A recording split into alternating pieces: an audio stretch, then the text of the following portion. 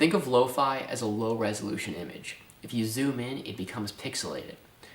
Now, a higher resolution image, you can zoom in and see greater detail without pixelation. Now, the same thing applies to sound. To demonstrate the difference, I want to show you two versions of the same song recorded by a band called Guided by Voices. They were known for pioneering the lo-fi sound in the early 90s. Let's take a listen.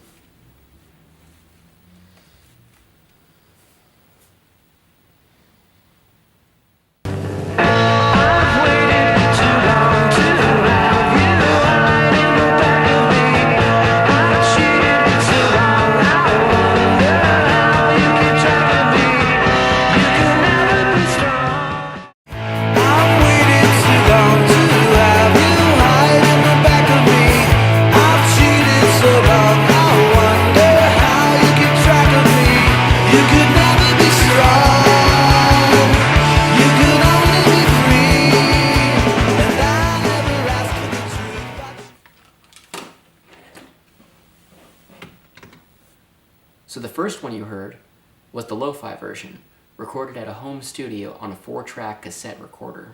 And the second was recorded only 8 months later, the very same year, in a professional recording studio. In the lo-fi recording, all the instruments seem to blend together more, where in the hi-fi, each instrument is more distinguishable and stands out on its own. Just listen to how audible the hi-hat is in the higher quality recording. And in the lower one, you almost have to squint to hear it. The bass in the lo-fi recording seems to fade in and out the whole song, especially at the beginning of each chord change where it's the strongest, which makes sense when you're playing bass because the first pick of a string is usually the strongest and the loudest. The hi-fi, on the other hand, the bass line is clear the entire time. The lo-fi recording overall seems further away, and I had to turn the volume up just to listen to it. So why does it matter to compare these?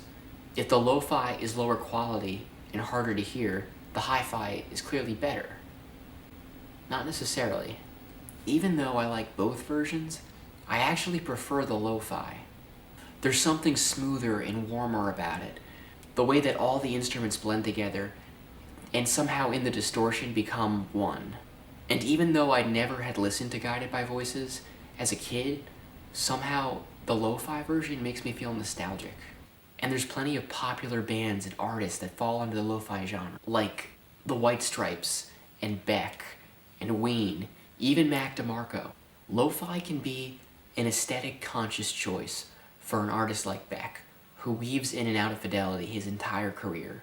Or it can be tradition for an artist like Jack White. It can even be a means of availability, like it's all you had to record with, which I get the feeling when I listen to Tonetta. My question to you is, which version of the Guided by Voices song did you prefer? Did you like the lo-fi or the hi-fi version? Let me know your answer in the comments section. Wait, the TV was on the whole time?